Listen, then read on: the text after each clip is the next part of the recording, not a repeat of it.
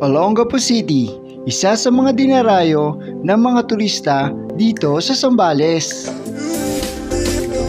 Gaganda ng mga souvenir nila, animals magnet rep. And then meron din ditong lobster, pagmamahal daw. Dito sa Subic Bay, dito nag-base ang mga Amerikano nung panahon ng 90s. Kaya hanggang ngayon, may mga bakas pa rin naiwan ang mga Amerikano dito sa Olongapo. Makikita mo rin ang kanilang watawat at ang watawat ng Pilipinas. Mula dito sa may Metro Manila, babiyahihin natin ang Olongapo.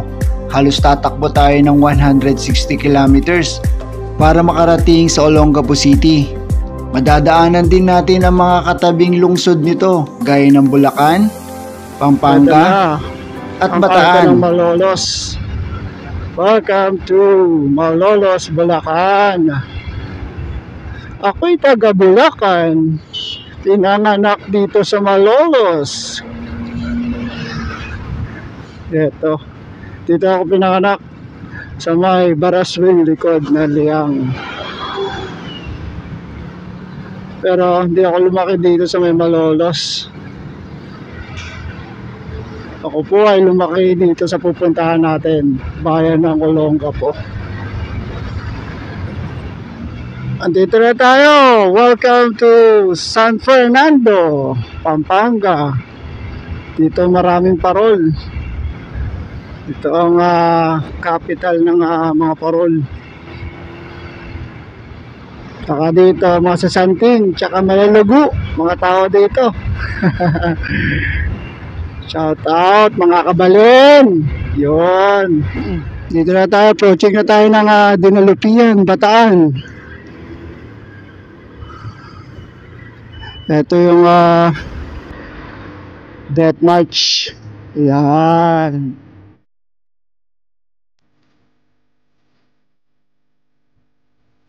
Mga veterans natin noong araw. Sila yung nagtambol ng ating kalayaan. Saludo tayo sa mga nununo natin, di ba? Papasok na tayo ng Dinalupihan, Bataan. Dire-diretso na naman. Tapos after ng Dinalupihan, Bataan, Olongapo City na. So, nalapit-lapit na tayo.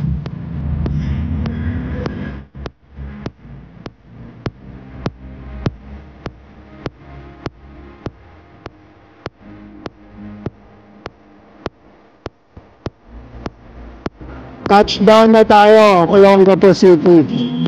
Dito sa right side natin may yung triangle kung tawagin nila. Tapos ito yung Olongapo City Market. Ayan, Olongapo City Public Market. Kung mapapansin nyo dito sa Olongapo, ang mga jeep dito di kulay, may color coding. Ito ang ulo ng apo. Ayan, ulo ng apo. So itong right side, papunta yan ng Zambales South. Itong tumbok natin, itong diretsong to, papunta to ng Subic.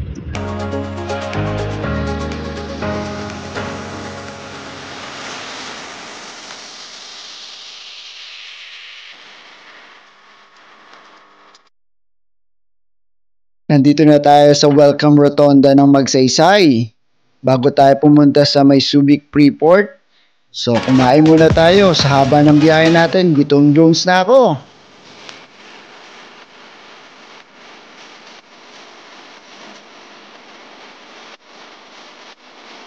Yun, halo-halo. At syempre, hindi mawawala ang rice with meat and vegetable.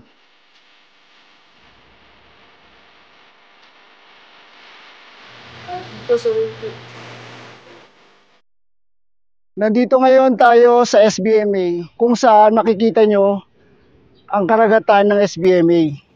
Noong panahon ng mga Amerikano, dito dumaraong ang mga sasakyang pandagat ng mga Amerikano.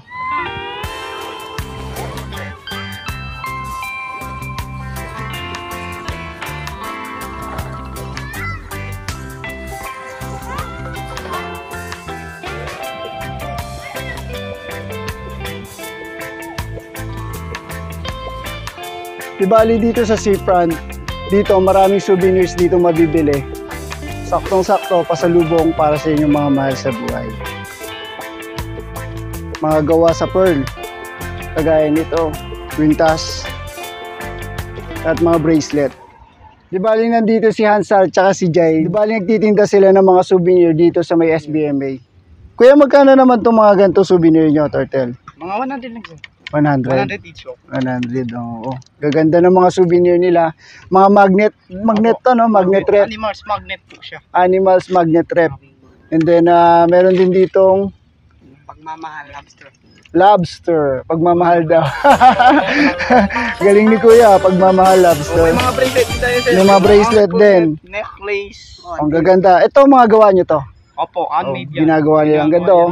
Ganda. Magkano yung ganito? 50 lang po. 50 lang, oh, di ba? Ganda-ganda, 50 pesos. Ah? Meron din mga, ito, kay gumagawa nito, seashell, gawa sa, galing Mindanao pa to? Opo. Galing pang Mindanao, dinala dito sa may Subic. Merong mga pearl, magkano ang pearl? 200 lang po. 200 pesos lang, Ice di ba? po. Kamusta naman ang hanap buhay nyo dito sa may Subic? Ha? Medyo matumal ba? Depende rin sa mga araw-araw. May panahon na malakas, may panahon na mahina. Weekend sir. Weekend, malakas siya. After natin interviewin yung dalawang nagtitinda ng mga souvenir, sabi nila mahina daw ang kita ngayon dahil di pa masyado maraming mga turista. Sana marami pang turista ang pumunta dito sa Subic para yung mga local dito magkaroon ng magandang hanap buhay para sa pamilya nila. Ngayon papunta tayo sa My Lighthouse dito sa my seafront.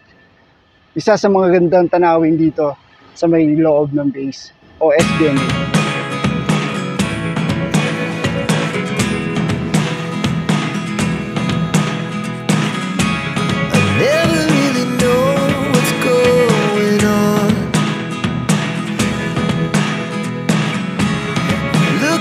Sometimes like all you want to do is run. Hear me out, hear me out. If all the things you never show, there are the things I want to know. Secrets start in your heart so slow. But if you don't wanna tell me now, I guess I'll never know. Losing almost all my energy. It's getting hard to talk to you. Nandito ngayon tayo sa My Lighthouse, Subic Bay Freeport. So dito ko natatapusin ang pansamantala nating vlog. Thank you for watching and don't forget to subscribe. See you on the road!